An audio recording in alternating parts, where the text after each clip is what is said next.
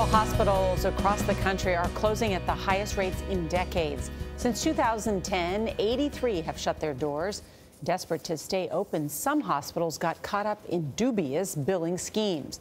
In March, we investigated questionable billing at rural hospitals in Georgia and Florida. Jim Axelrod is here with new information on what our CBS News investigation uncovered. Jim, good morning. Good morning. Insurance companies reimburse rural hospitals at higher rates to help keep critical health care in those communities.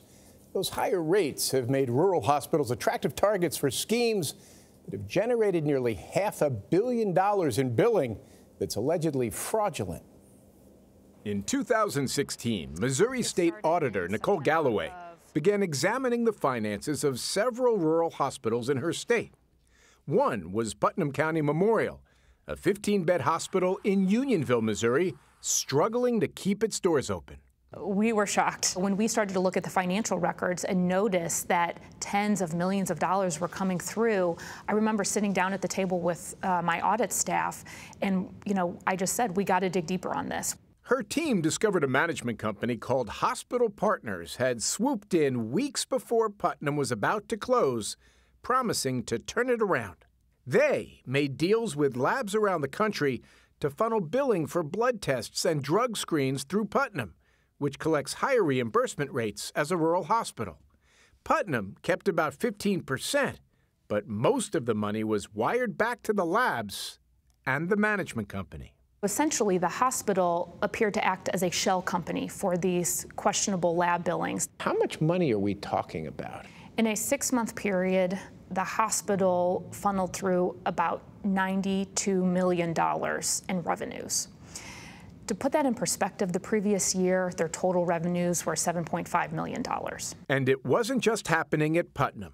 According to court filings reviewed by CBS News, insurance companies are now attempting to claw back nearly $500 million they paid rural hospitals across the country with similar billing arrangements, which they call fraudulent.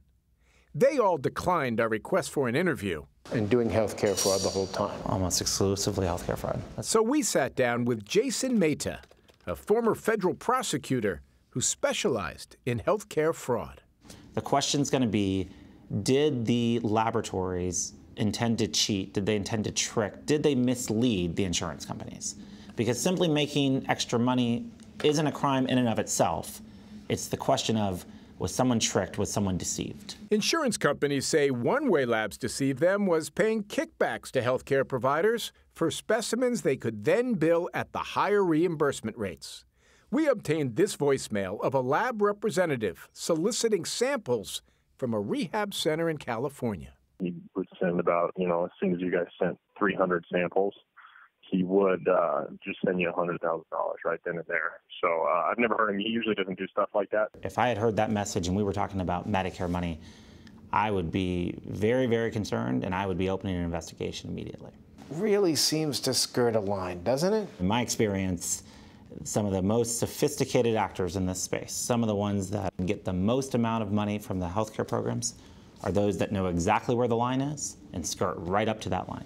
What Mehta told us could cross the line is a key finding of Nicole Galloway's audit. Several months after the questionable lab billings had started, there was no operating lab in the hospital. How could they be billing for lab tests, lab work, if there was no lab in the hospital? That's exactly what we questioned. In March, Blue Cross filed a $60 million lawsuit against Hospital Partners, alleging their arrangement with labs was a fraudulent scheme. Hospital Partners is suing Galloway, claiming she had no right to audit Putnam. It is clear that Hospital Partners did not like our audit. They did not like us shining a light on the issues that we identified. They sued you. They did. They are pushing back on us, but I will tell you that will not stop me from doing my job on behalf of taxpayers. In a statement, Hospital Partners said Putnam County Memorial Hospital is authorized by law to assign and bill for clinical laboratory testing provided at a reference lab. But just yesterday, the Missouri Attorney General's office told us it is actively investigating this matter. So, Jim, I have a question for you. That hospital, that Yeah. Putnam County Memorial Hospital, is it still open? It is for now, but we have seen similar cases where insurance companies cut off payments to the rural hospitals, and that creates a sort of circle the drain situation. The hospitals have to close. Those communities are left without health care. Be interesting after they see your report what happens. Yeah. Very impressive, Jim. Thank you.